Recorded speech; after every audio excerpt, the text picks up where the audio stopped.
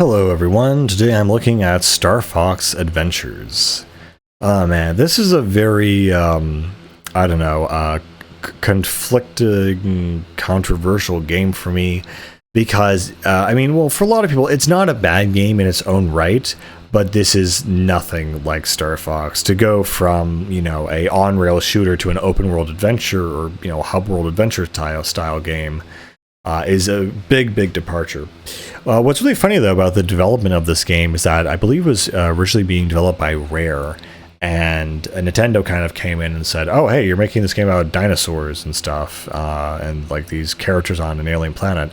Why don't we just take that and turn it into a Star Fox game?" So that kind of explains why it is so different and feels completely like foreign to the original Star Fox formula. That all being said, though, this is a fairly good / decent game. So basically, Fox gets stranded on this alien dinosaur planet. There's this new character introduced called Crystal, who is this blue fox, and she's trying to restore the Krazoa spirits while she's being chased by General Scales, who is this part of this race of kind of dinosaur humanoid creatures, and they're kind of like almost space pirates in that sense.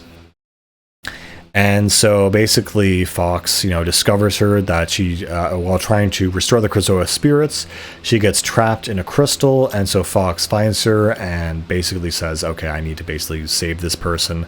It definitely also shows that this is a very different team developing this, because the parts in the game where you do actually get to fly your airship, which is like only one time for when you go to like the four corners of the globe, of the map rather, in order to go and fight that temple, that final boss.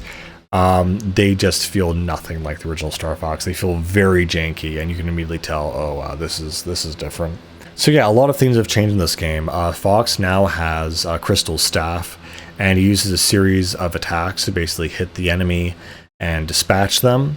There are other things where Fox will get upgrades throughout his journey that upgrade the staff to shoot, fire bolts, lightning, ground pounds, boosts. And it's interesting how they equip all of those items in this game. They basically use the C button, or the C stick rather, to act as your inventory management. So you can basically go up and down to select a certain item, and then left and right to change the item category.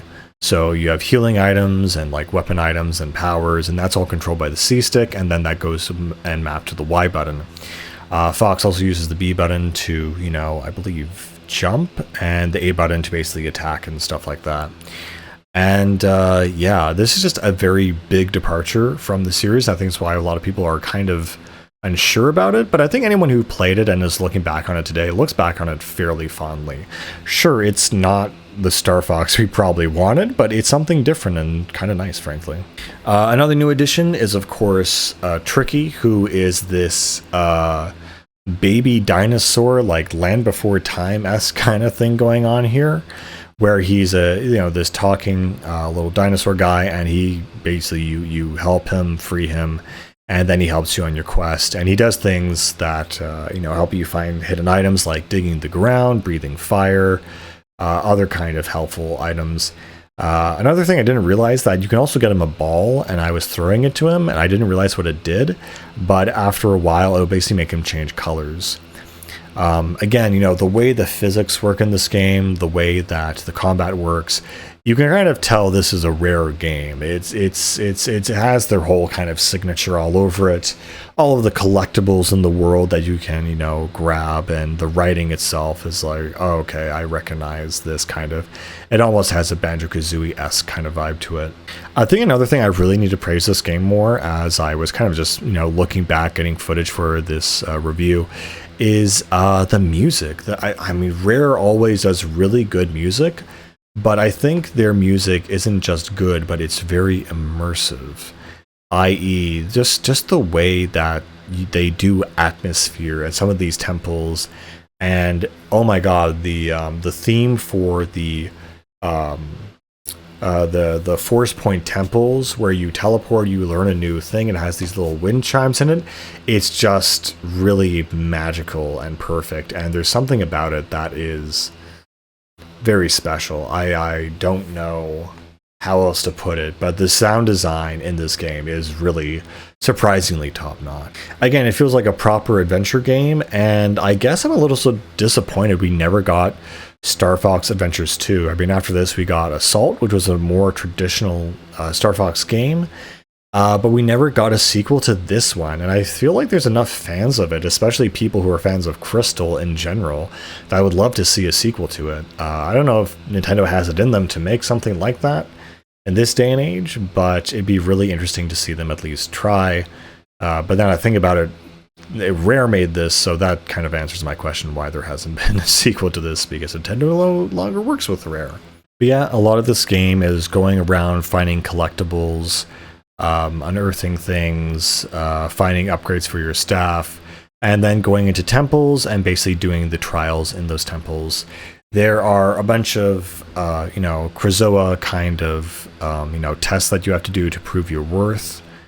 The worst one, well, actually, this isn't even a Krazoa test, but there's this one race or tribe of dinosaurs that are like native or whatever, and you have to do the test of strength. And pretty much every single person remembers this being absolute BS. That you need to tap basically the A button, and there's nothing else you can do. That you just need to tap the A button furiously to push this, totem to this guy. And there's just, it's so incredibly hard that it just shouldn't be in a kid's game at all. I remember it's one of those times as a kid, I literally had to walk away from, the game because it was just ridiculous. Another thing that's interesting in this game is that the currency are scarabs, and there is a dinosaur merchant that you barter with, and he's also very iconic, where he's, you can actually barter with him, and so if something costs 10 scarabs, you could say 8 and maybe, get it that way. And, if you go too low, he said, no, that's too low. And silly things like that. I don't know, I find it funny that they have this cheap bartering mechanic in this game, of all things. The space combat is very, very limited. Despite that, however, the final boss is a space, combat thing with Andross as the final guy. And I find that to be very kind of comical and funny, because again, it feels like his voice is very different, his design is very different. It does not feel like Andross at all. The ship does not feel like Star Fox at all. It's not Star Fox, it's Dinosaur Planet, baby. But yeah, I still would love to see a sequel to this game somehow, some way. I think it has a classic Nintendo DNA and a style to it. Anyway, not much else to say about this game. I mean, Star Fox, he basically, there's 4 main dungeons, each with one main boss. The most memorable one is this giant T-Rex that chases you around this enclosed space.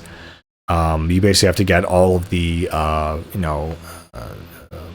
weapons or stones, the magic stones, essentially, to rebalance nature in the universe. And once you do that, you go to the Krazoa spirits, release Crystal, take on General Scales, and then finally Andross, and save the day and all that good stuff. But yeah, I love this game. I grew up with it. It's wonderful. It's weird. It's a little bit janky. Like, yes, it's an adventure game, but it's not a super iconic one. It's okay. It's passable, but it's not something that really made me say wow. But it's definitely part of the Star Fox franchise, and it's definitely worth playing. It's very interesting in that respect, and I think it's still worth it. Anyway, with that, guys, I think I'll see you later. Bye.